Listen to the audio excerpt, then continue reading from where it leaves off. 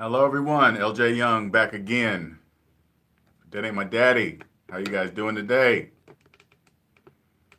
My name is LJ Young and I am a 100% debt-free motivational speaker and personal finance educator. I help people become financially free by helping them financially see.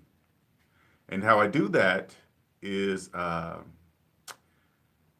help them get out what I call the debt matrix. The debt matrix is a place where everybody that believes in credit and debt, believes they can't buy anything without having good credit, believes everybody with high credit scores have a lot of money and all this other stuff. That's everybody in the debt matrix believes that. So if you're one of those people, you don't know what I'm about to tell you. Money is spoken in two languages, debt and debt free. If you've been in debt all your life, you only speak debt. I promise you. You have no idea the language of debt free even exists, nor did you ever thought it was even a possibility. Okay? And I'm living proof that it is possible. And once you're out of debt, you see the world totally different. It opened my eyes to many things I just did not pay attention to. Okay? And so look at me as the medium between coming out of the debt matrix and coming into wealth.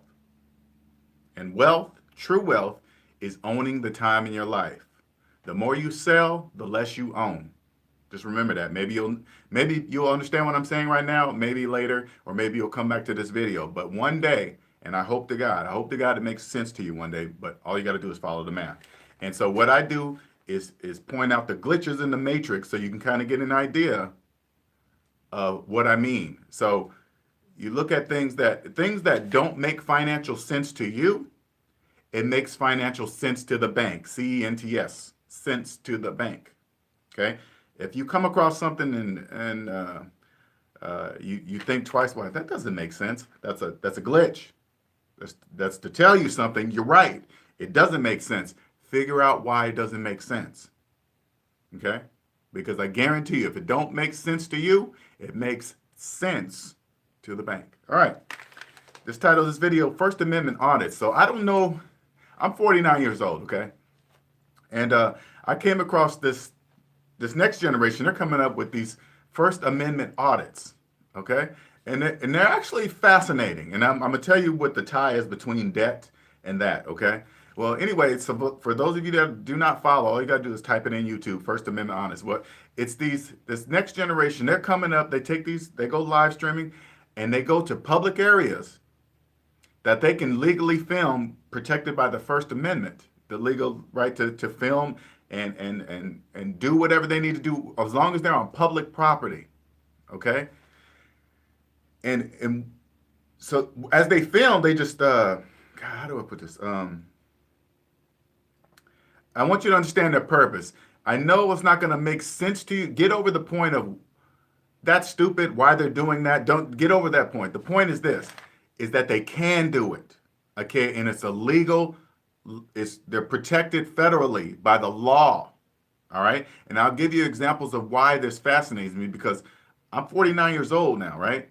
There's things that were done by the police that said, they would approach you to say things and do things. Well, going by just what people say, I just automatically followed. You just follow the follower, not even knowing if the person you're following knows anything what their follower told them, right? It's really crazy. And this goes on part of the citizen and the police. That's all I'm saying. It's really weird. And I'll give you an example of what I mean, right?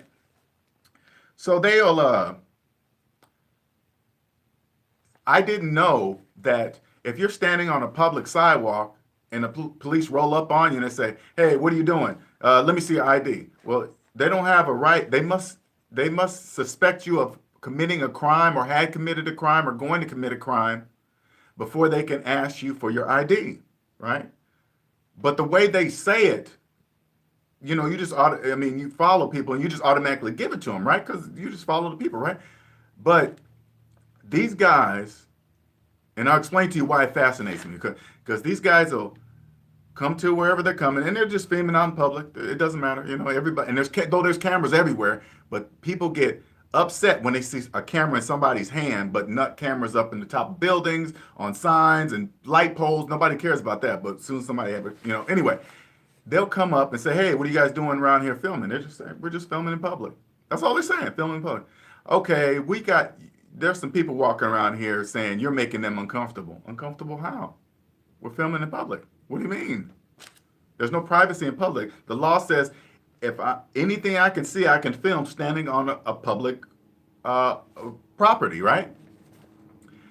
And when the cops come up to them, the cops are so, you can tell, and they don't realize, the police officers don't realize they're making the video because they're letting their egos take over because they don't know the law, right? It's just crazy. That's what fascinates me, right? So they'll say, no, thank you. And then you can see the shock on most of these officers' faces, like, oh shit, I didn't expect you to say, no, I'm not going to show you. You could just see the response. And they say, well, and then at that moment, that's when you see their egos come out. Oh no, you have to show me. Then and they'll say, and the guys behind the camera say, no, I don't. According to the law, I don't have to do that. And they say it calm. Now instead of the cop reacting, they react with their ego, like, yes, you are going to show me. But instead of saying, wait a minute, taking a step back, his response is not normal. Why is he so calm about telling me he's not going to hand me my ID? He's too calm. He's not saying it like, oh, F you, you ain't seeing nothing. He goes, no, I choose not to. So the cops instead get, not all of them, but most of them, they start to get upset. You could see them. They're just like, and then the more they shut them down with law, the cops still don't want to leave. They want to, and you can, but they also know they're being streamed live. I'm sorry. They're YouTube streamed live at the same time they're doing this, right? And the cops just won't let it go. So the cops don't realize they're making the views happen because they keep resisting because they don't actually know the law, because they've never had to actually use it because all they had to do is just walk up and give me this. And, and then people just hand it because that's what we normally just do. But no, seeing somebody do it with the law in their pocket, it's like armed with the law. It's a very different reaction. And I think like this, if I was an officer, I would pay attention to why that, they say, oh, what you're doing is, because all the police officers normally say, what you're doing is different. It's weird. It's this and that. They always call it a different name instead of stepping back and say, wait a minute, that is weird. Okay, he's not causing any harm. He's just upsetting people because they don't like what he's doing, right? And they just step back. Okay, let me do my own personal reading. Let me just see, because I've never had to actually look up the law to see if they can or cannot.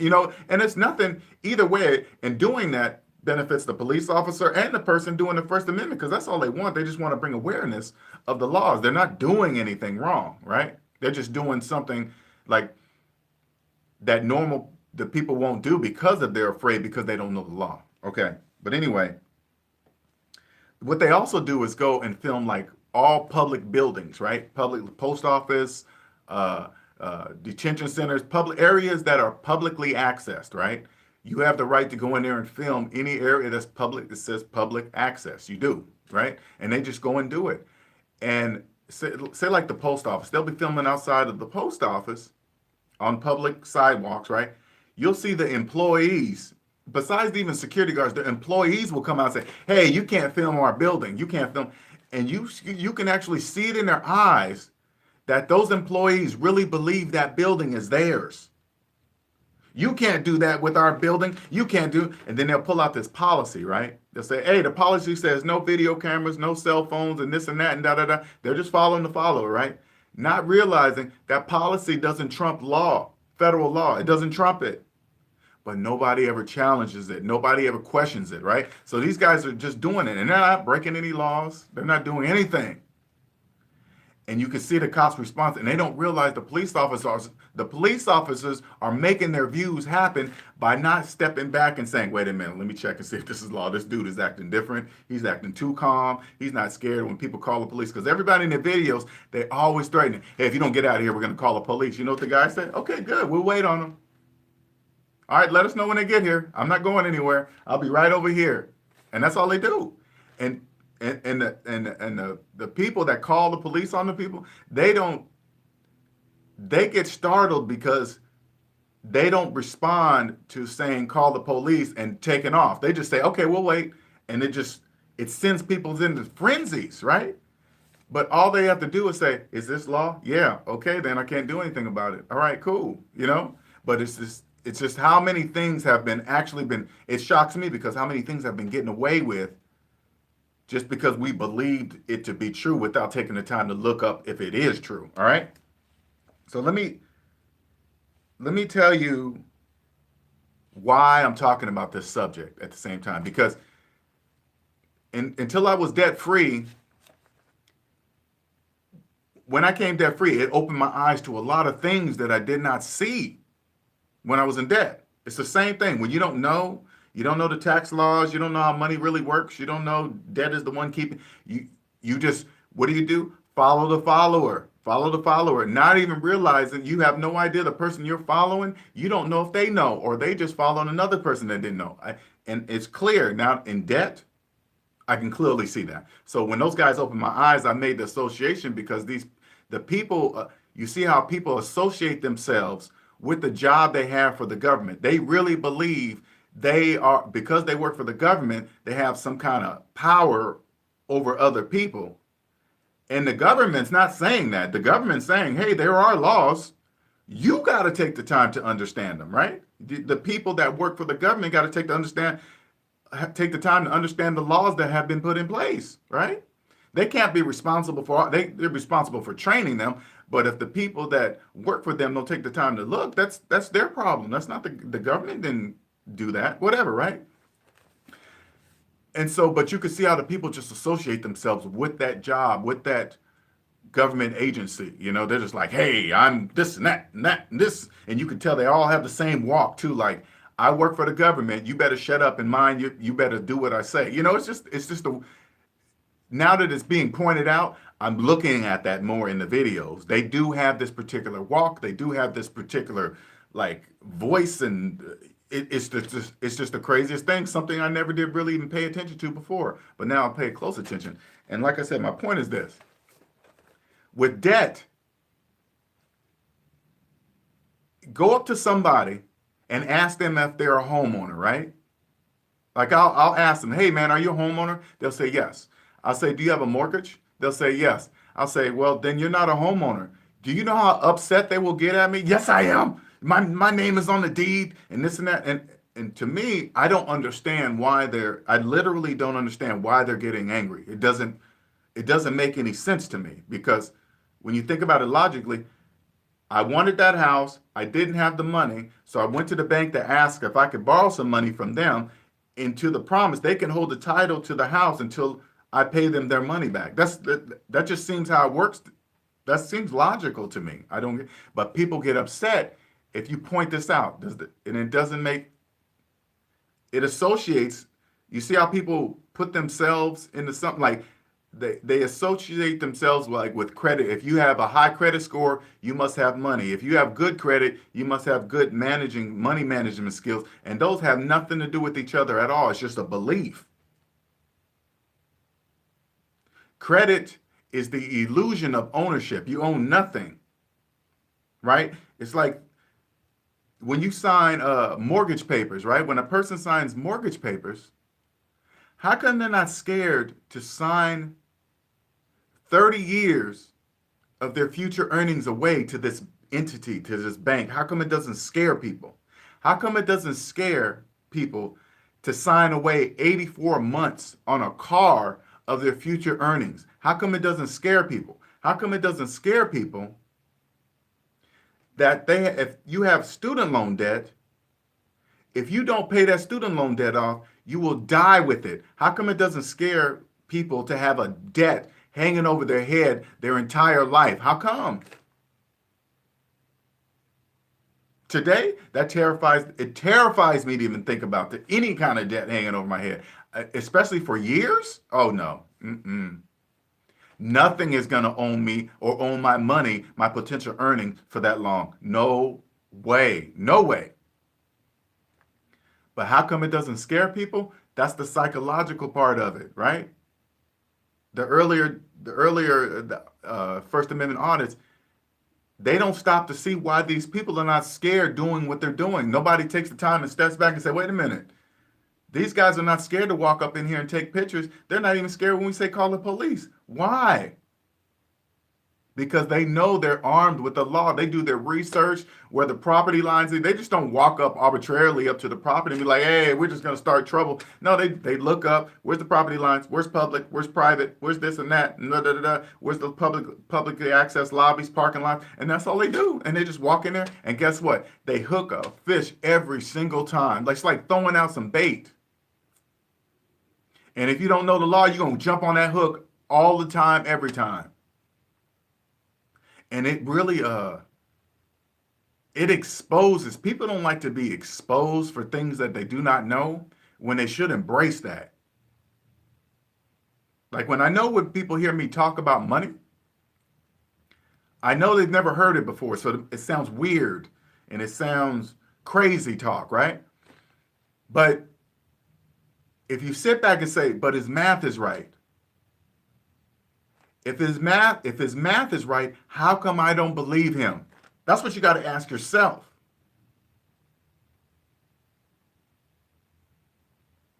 Like when I see these guys talk to the police because they're armed with just their camera and the law, it still blows me away to see their response. And then you see some of the police officers' responses.